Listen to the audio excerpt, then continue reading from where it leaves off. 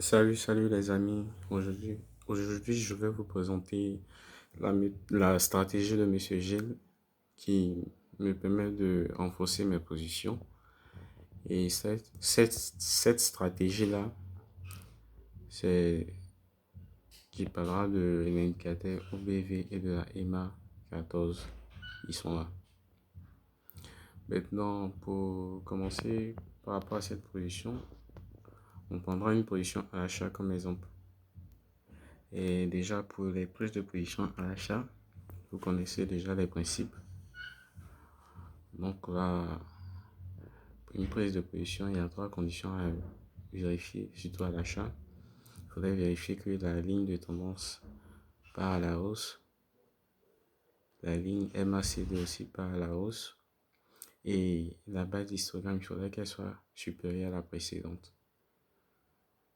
Donc là, quand ces trois conditions sont réunies, il faudrait prendre une position à l'achat. Maintenant, actuellement, on considère qu'on est en position actuellement. Donc, on suit les cours avec les bas d'histogramme. Maintenant, pour le renforcement de position, c'est l'indicateur OBV et la EMA 14 qu'il faudrait se référer pour la prise de position. Pour la prise de position, il faudrait vérifier la condition que l'OBV coupe la EMA 14 pour aller à la hausse. Parce que là, on est dans une prise de position à l'achat. Donc, je prends comme exemple ce côté-là. Vous voyez que d'abord, l'OBV a coupé la EMA 14 à la baisse et après, elle est repartie à la hausse. Donc, ça veut dire que le prix a respiré et après est reparti à la hausse. Donc, ça veut dire du moment où l'OBV repart à la hausse, coupe la EMA 14 et repart à la hausse, et là, il y a renforcement de position. C'est en ce moment que là, on renforce la position. Et donc, quand la position est renforcée là, il faudrait suivre le cours jusqu'à ce que le même scénario se reproduise. Et là, vous voyez que là, l'OBV vient toucher la EMA 14, mais ne coupe pas. Mais vient toucher simplement et repart à la hausse.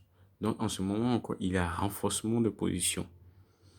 Jusqu'à ce que le moment de la prise de bénéfices arrive et puis là, on prend ses bénéfices.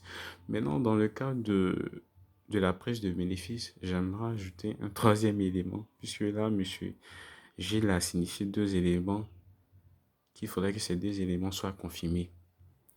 Simplement, le troisième élément, c'est mon point de vue, donc ça dépendra de vous de savoir si vous pouvez l'adopter ou pas. Sinon, moi, je la trouve bon à mon goût, au fait. Je la préfère ainsi. Donc, la première condition pour monsieur Gilles, c'est il faudrait que la ligne signale pas un peu à la baisse pour qu'on puisse prendre ses bénéfices. Ou la EMA 10 penche la tête à la baisse pour qu'on puisse prendre ses bénéfices. Moi, de mon côté, pour la troisième condition, moi, j'attends quand le prix touche soit la R1 ou soit le point pivot. Là, je prends mes bénéfices. En fait, quand le prix touche soit le point pivot, la R1, la R2, la R3 ou la S1, la S2, tout ça, et là que moi je prends mes bénéfices. Là, je me rassure au fait. Parce que c'est que à tout moment, le prix ira toucher soit un des supports ou des résistances, ou soit le point pivot. C'est en ce moment que je prends mes bénéfices pour me rassurer. Donc, c'est ce que je voulais vous parler. Et comme récap, pour le renforcement de position, il faudrait que l'OBV vienne toucher la EMA 14. Et quand elle touche la EMA 14 qui est repart à la hausse, dans le sens de la tendance générale qui est en cours, là, on renforce la position. Mais si vous voyez que elle coupe la EMA 14 et puis part à la baisse simplement, là, on ne fait rien.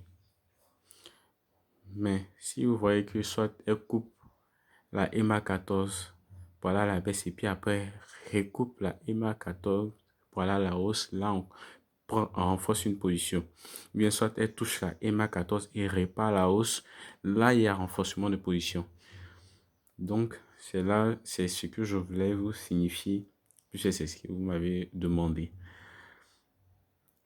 Simplement, la vidéo que j'ai faite, elle n'est pas aussi exceptionnelle que ça, mais simplement c'était pour vous montrer un peu comment je procède.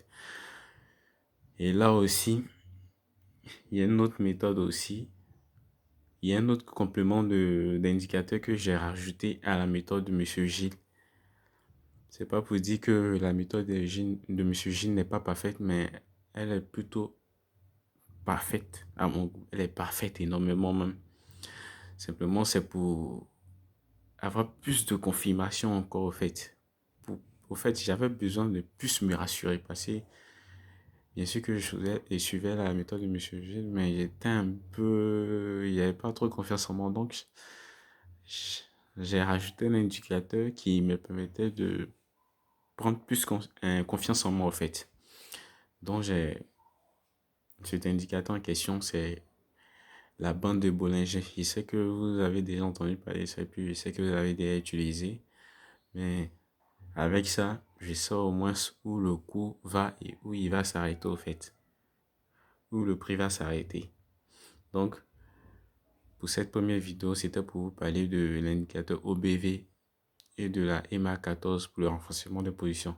Mais pour la deuxième vidéo que je vais faire, c'est pour parler de support et résistance et la bande de Bollinger que j'utilise pour pouvoir renforcer mes positions.